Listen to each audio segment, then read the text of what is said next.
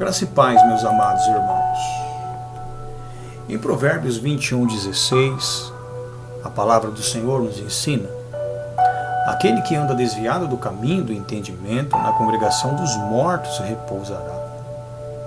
Quantas pessoas estão compondo a congregação dos mortos por terem negado a verdade, por terem se desviado do caminho do entendimento, por preferirem viver no pecado.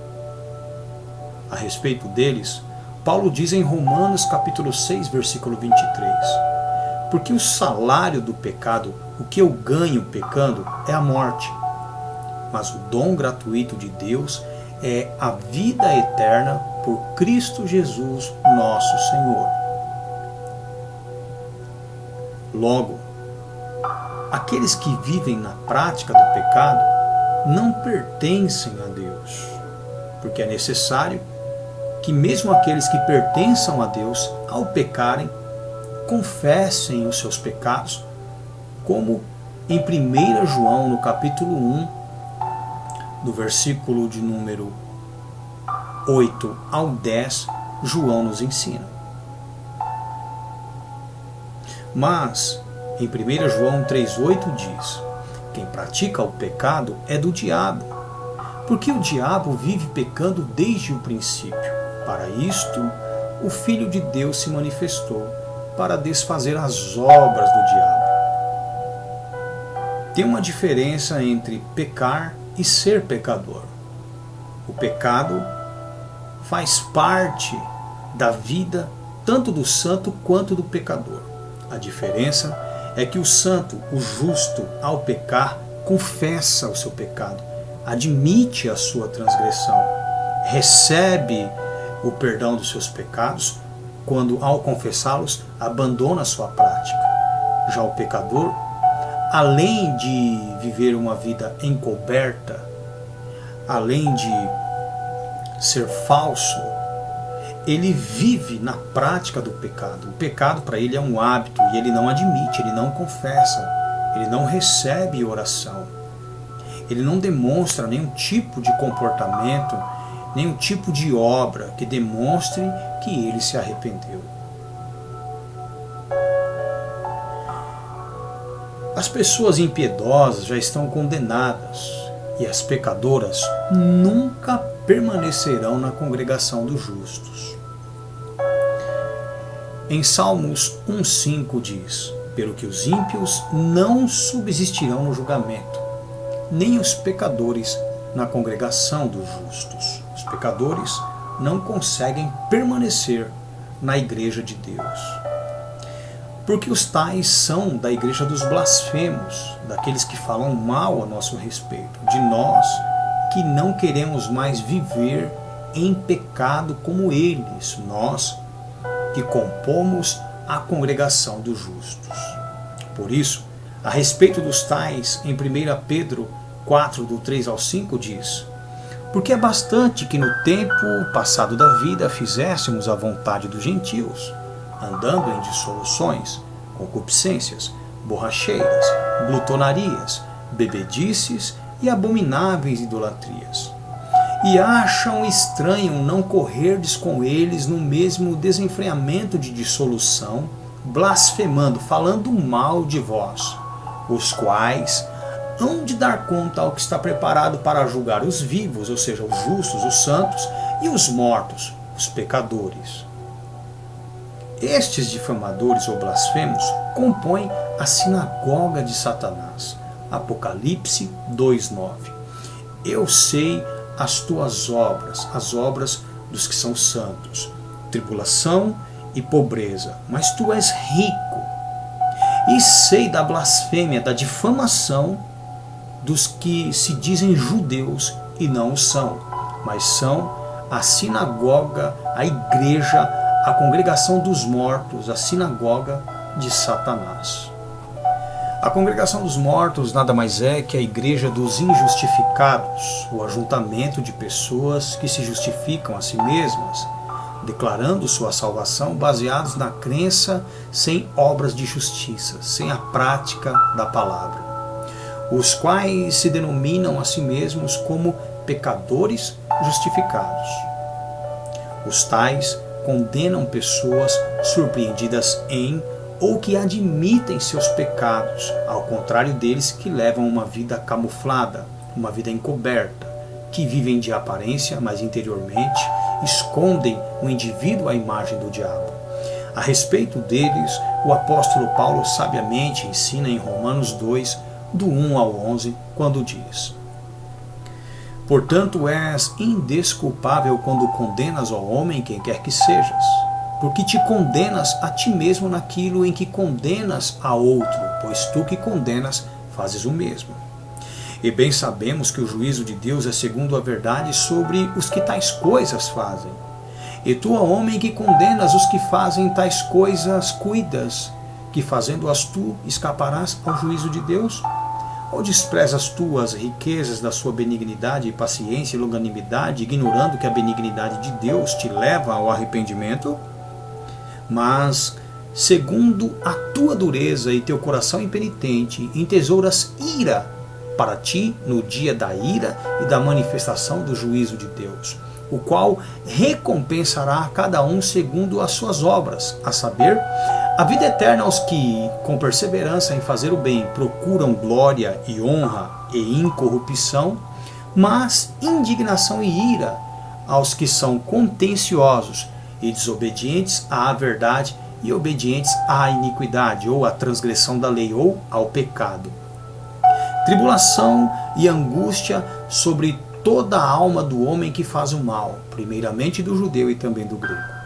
Glória, porém, e honra e paz a qualquer que faz o bem, primeiramente ao judeu e também ao grego, porque para com Deus não há acepção de pessoas.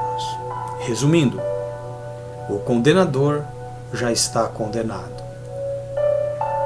Sabe, durante um tempo, mesmo tendo entendimento, eu pequei. E quando alguém que tem entendimento se desvia dele, seu julgamento é mais rigoroso e as consequências de sua queda são, sem dúvida alguma, desastrosas, catastróficas. Todavia, quem tem entendimento sabe o caminho de volta, porque só se desvia dele quem o tem, quem o conhece. Mas, se o tiver esquecido, tem sempre alguém que Deus envia para reconduzi-lo, para trazê-lo de volta ao caminho da verdade. Em Tiago 5, 19 e 20 diz: Irmãos, se algum de entre vós se tem desviado da verdade, ou seja, o desviado verdadeiro é aquele que se desvia no entendimento ainda dentro da igreja, aquele que dentro da igreja tem um comportamento que diverge acerca da informação que recebeu, do entendimento que ele recebeu. Sendo assim, irmãos, se alguém de entre vós se tem desviado da verdade e alguém o converter, o fizer voltar à verdade, saiba que aquele que o fizer converter do erro do seu caminho um pecador, que o pecador é o que transgride as leis de Deus, que se desvia do santo mandamento, que peca contra a palavra, salvará da morte uma alma e cobrirá uma multidão de pecados. Ou seja, o indivíduo receberá o perdão por tudo aquilo que ele fez quando ele volta atrás. Ou seja, a recuperação para aquele que pecou, para aquele que caiu. Não pode haver a condenação. Ele não pode ser ajuizado. Assim, age alguém que ama seu irmão. Por isso Pedro diz em sua primeira epístola, no capítulo 4, versículo 8: Mas sobretudo tende ardente amor uns para com os outros, porque o amor cobrirá a multidão de pecados. Agora, pior é para aqueles que, começando a ter entendimento, abandonaram a companhia do entendido que caiu, aquele que, quando de pé, os guiava pelo caminho do entendimento. Para esses, o juízo será sem misericórdia, porque não usaram de misericórdia, não tiveram gratidão, não se lembraram daquele que agora caído, que quando estava de pé, os ajudava. Por isso, Tiago, no capítulo 2, versículo 13 de sua epístola, ensina: porque o juízo será sem misericórdia sobre aquele que não fez misericórdia, e a misericórdia triunfa sobre o juízo. Antes, estes abandonaram quem os ajudava e quem nunca os deixou, mesmo ouvindo falar e sabendo de suas inúmeras transgressões, de seus pecados. Não quero com essa declaração me justificar dos meus pecados, até porque em Romanos 8,33 a palavra do Senhor ensina: quem intentará acusação contra os escolhidos de Deus, é Deus quem o justifica. Mas deixar claro que, em Provérbios 28,13, diz: quem encobre suas transgressões nunca prosperará, mas aquele que as confessa e deixa alcançará a misericórdia. Sabe, meu irmão, quando um sábio cai, ele se levanta mais santo e puro do que antes, porque muitas vezes na sua queda ele aprendeu a ter mais misericórdia, mais compaixão, adquiriu experiência. Daniel, no capítulo 11, versículo de número 35, ensina: e alguns dos sábios cairão para serem provados e purificados e embranquecidos até ao fim do tempo, porque isso será no tempo determinado. Por isso, quem permanece ao lado do seu líder, principalmente ajudando-o a se recuperar de sua queda, como ele o fez a esses que, quando caídos, chegaram na igreja, quando se levantar, os tais receberão muito mais conhecimento e estrutura espirituais do que antes. A palavra do Senhor nos ensina em Hebreus 13:7 que nós devemos lembrar dos nossos pastores, os quais nos falaram a palavra de Deus, a fé dos quais nós devemos imitar, atentando, prestando atenção na sua maneira de viver. Agora prestem atenção todos vocês que caluniaram, difamaram ou deram ouvidos aos tais que assim o fizeram, que quebraram seu voto de sigilo, de confidencialidade, ao expor os pecados que seu líder os confiou em confissão. Em Provérbios 11:13, a respeito deles a palavra ensina: quem muito fala trai a confidência, mas quem merece confiança guarda o segredo. E mais, Provérbios 20:19, quem vive contando casos sigilosos não sabe guardar segredos, portanto evita a companhia de quem fala demais, nesse caso, da vida dos outros. E ainda, Provérbios 25:9, procure resolver sua causa diretamente com o seu próximo e não revele o segredo de outra pessoa, aquilo que a pessoa te confiou ou que você presenciou, ficou sabendo. Só o diabo e seus obreiros usam dos pecados dos que são de Deus para expô-los, destruí-los e saquear seus rebanhos. Não sigam aqueles que não guardam em segredo a confissão dos pecados alheios. Quem difama os outros não é de Deus. Provérbios, capítulo de número 17, versículo de número 15. O que justifica o perverso e o que condena o justo, abomináveis são para o Senhor, tanto um como o outro. Que Deus abençoe sua vida.